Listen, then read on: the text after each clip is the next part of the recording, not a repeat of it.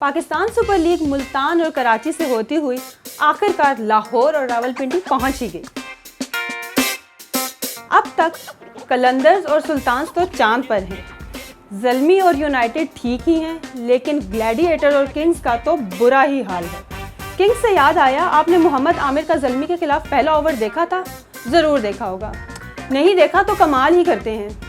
ये ओवर बिल्कुल वैसा ही था जैसा मोहम्मद आमिर कई मरतबा इंडिया के खिलाफ भी करवा चुके हैं। स्टैट्स की अगर बात करें तो एहसानुल्लाह के तो कोई करीब भी नहीं आया। वो इस वक्त अब तक 14 विकेट्स लेकर सबसे आगे हैं।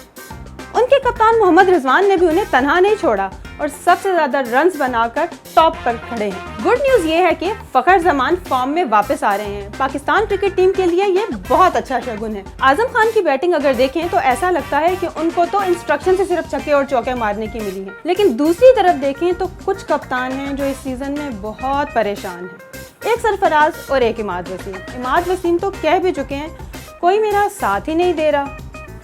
सरफराज अहमद इसलिए परेशान है कि वो अब तक सिर्फ एक ही मैच जीत पाए हैं और इमाद वसीम आखिर तक ले जाकर मैच को हमेशा हार जाते हैं।